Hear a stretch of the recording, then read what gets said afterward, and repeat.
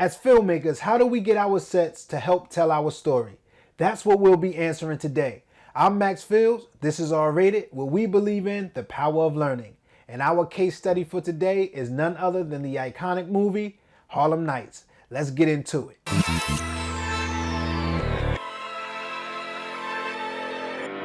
We're going to use this 1989 classic, written and directed by Eddie Murphy, starring Richard Pryor, to see how they use sets to enhance their story and to give the audience more information about their characters. This movie is an absolute classic. It had so many legends in it. Red Fox, Della Reese, Charlie Murphy, Jasmine Guy, Arsenio Hall, of course Richard Pryor, as I mentioned before, and the writer-director starring in it himself, Eddie Murphy. If you haven't seen this movie yet, I don't know where you've been, go check it out. Here are the key concepts that we will be covering in this segment. Let's get into the film. Would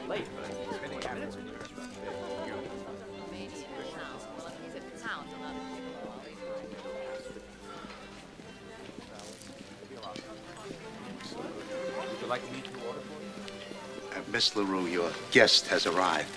Hello, Mr. Quick. How are you? I'd like you to meet Mr. Bugsy Calhoun and his assistant, Joseph Leone. Please, have a seat. John, I'm sorry I'm late. There's flowers and candy there for me. No, I had brought them for the lady. I'll give them to her, for Christ's sake. She loves flowers and candy.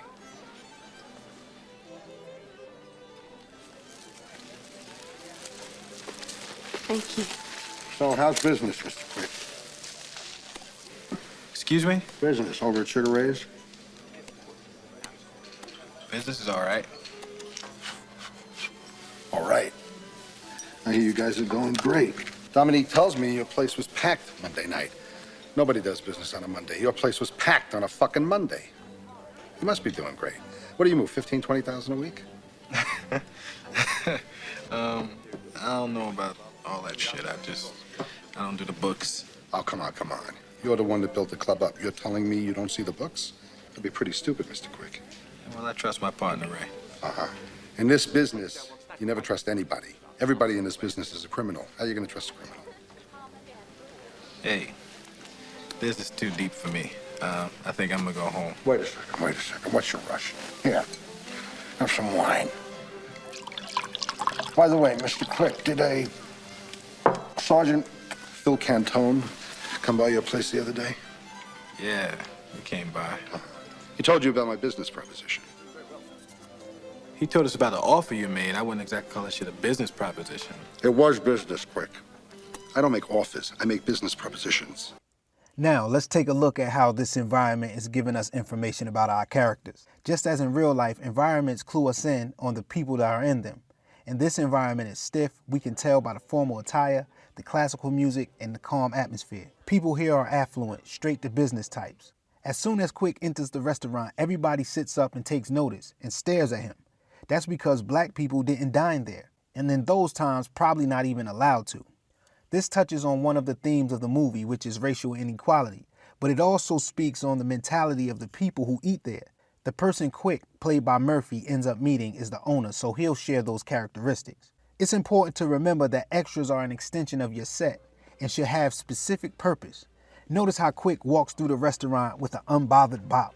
This lets us know that Quick is confident, unimpressed by the fancy layout, and that he is no stranger to the finer things in life. Had this scene taken place in, let's say, a parking garage, the message would be a lot different. Here we find Calhoun at the dinner table, which gives him a reason to be sitting when Quick arrives. Now, when Quick is introduced to Calhoun by Dominique, Calhoun doesn't stand up because he doesn't respect Quick or black people as a group. This goes back to the mentality that we pointed out earlier. If this scene was shot with Calhoun standing, the lack of respect that he has will have to be shown another way, but the seating makes it convenient. If we explore the seating even further, we notice that his table is at the back of the restaurant, which allows him to see everything. And it is important for someone with trust issues to be able to see everything. We know he has trust issues because he says so, but the table position lets us know this before the dialogue does. Not only that, but he is seated between two people and his back is to a wall, which tells us that he is not easily accessible. One more thing about this table position. Notice the big flower arrangement behind him and the large oil painting. These decorations serve as the centerpiece of the restaurant. But more importantly, by Calhoun being seated in front of them lets us know that he is the center of attention, the most important man in the room. Now, check out how the table is almost clear of anything besides place settings and a bottle of wine. Calhoun uses the wine bottle to extend the conversation when Quick is ready to leave. Wine is also associated with intoxication, which makes a person more open to suggestion. On Calhoun's part, it is a manipulation attempt. And a person of his power and influence probably has plenty of manipulation tactics. Soon after pouring the wine, our 1930s mob boss tries to entice Quick with the biggest seducer of them all, money. Large business, Quick.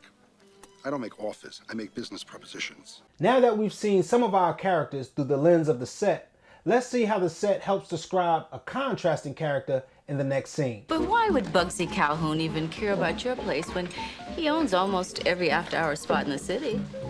I don't know, maybe he wants to own them all. We're gonna have to relocate, I know that. But why do we have to relocate? Baby, I don't want to leave New York. I don't either. But Calhoun ain't the type you fuck with. Hey, it's the champ!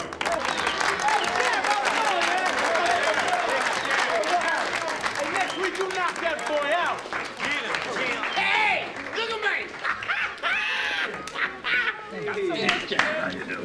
How you doing, champ? Hey, champ. What's going on?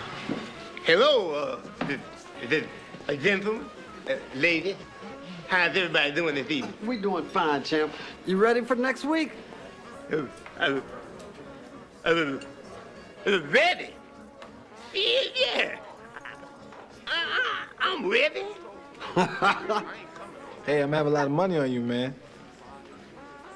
Well,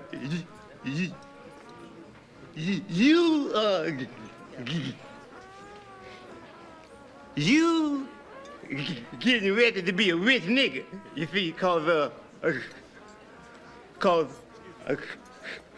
come next week, I'm knocking somebody the fuck out. You understand what I'm saying? I understand now. It took a while, but I got it. Well, you peoples enjoy your meals. Come on, babies. All right, champ. Take care, champ. That nigga's gonna kill that white boy. I saw him fight 33 rounds once. You know, a lot of people think that white boy got a shot. Oh, he got a shot in his ass. As the scene opens up, we see Ray, who is played by Pryor, sitting at the table with his friends. It is important to note that the table is round, because it shows that Ray doesn't place himself above any of the people that he's sitting with, even though he is the wealthiest and he employs them. The first time we see extras come into play is when Ray says they have to relocate. Notice the couple behind them get up from their table and exit. This reinforces the dialogue. Another thing to notice is that the table is placed in the middle of the establishment. People are moving about freely and Ray doesn't seem to mind, showing that he is accessible and a very approachable person. Ray being positioned in the center of the room serves the same purpose as the flower arrangement in our last scene. It lets us know that Ray is the center of the environment. He is the most important person in the room. This is further illustrated when the heavyweight champ walks in. Everyone applauds and watches him walk straight to Ray's table and acknowledges him with the same enthusiasm the crowd just gave him. This really highlights Ray's influence within the neighborhood. Notice when the champ gets to the table, everyone stands up to greet him. They do this because there is a mutual respect. Yes, Murphy's character does sit down, but it is likely that he did so that he wasn't blocking the camera from capturing the other two actors.